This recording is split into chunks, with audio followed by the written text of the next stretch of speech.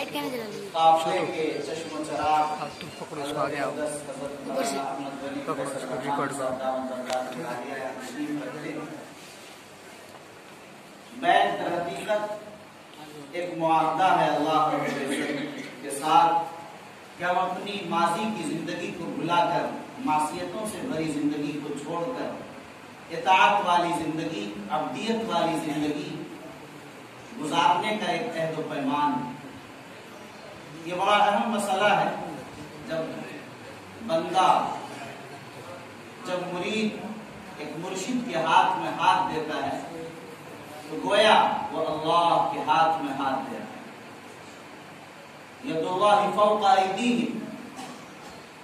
ये बहुत बड़ी निस्बत सरकार आलम सल्लल्लाहु अलैहि वसल्लम से जो सिलसिलावार यहाँ तक पहुंचा है। और हम सब के लिए बड़ी मसरत और शादमानी और खुशी की बात है कि यहाँ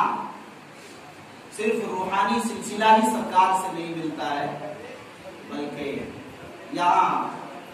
सुलमी रिश्ता भी सरकार आलम सल्लल्लाहु अलैहि वसल्लम से और खानदानी निस्बत भी सरकार आलम सल्लल्लाहु अलैहि वसल्लम से जाती है। सैयदना हज़रत शेख अब्दुल कादिर जिलानी रहमतुल्लाह अलैह के वास्ते से होते हुए सैयदा हज़रत फातिमा ज़हरा रज़ी अल्लाह तआला अन्हा तक सिलसिला और सरकार आलम से रिश्ता। इस सिलसिले की एक बड़ी खुसूसियत ये भी है कि एक मौके पर सैयदना हज़रत शेख अब्दुल कादिर जिलानी रहमतुल्लाह अलैह, वाक़या बड़ा लंबा है मगर मुख्तसर ये कि हज़रत रहमतुल्लाह अलैह के पास हज़रत गंज मुरादाबादी बड़े परेशान थे अपने मुरीद के बारे में। सैयदना शेख अब्दुल कादिर जिलानी रहमतुल्लाह अलैह ने फरमाया कि याद रखो क़यामत तक जितने लोग इस सिलसिले में इखलास के साथ बैत होंगे अल्लाह ताला ने उन सब की मग़फ़िरत का फैसला किया। ये वाज़ीम निस्बत है जिसकी बुनियाद पर आप देखते होंगे कि इस सिलसिले में हमेशा हजारों में लाखों की तादाद में लोग बैत होते हैं और लोग अपनी इस्लाह, अपने कुलूब का तज़किया करके अपनी जिंदगी में तब्दीली और इख्तिलाफ पैदा करते हैं। अल्हम्दुलिल्लाह सिर्फ बिहार, उड़ीसा, झारखंड, बंगाल नहीं बल्कि पूरे हिंदुस्तान का एक एक सूबा और हिंदुस्तान से निकलकर बांग्लादेश और दुनिया के मुख्तलिफ मुल्कों में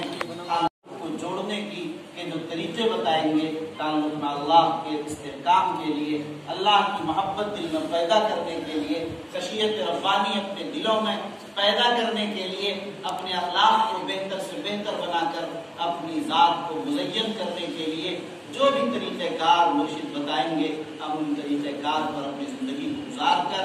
और अपनी रूहानियत की मेराज तय करते रहेंगे और इंशाअल्लाह ता हयात इस अहद पर कायम रहेंगे। इसके लिए हमारा तशरीफ फरमा है। जाहिर है कि आप रात के दरमियान और हज़रत के दरमियान नहीं होना चाहता। मैं चाह रहा था कि जब तक लोग पहुँच रहे हैं हम लोग तक भेजो 1-2 मिनट आपके सामने कुछ अर्ज़ कर दूं। दुआ फरमाएं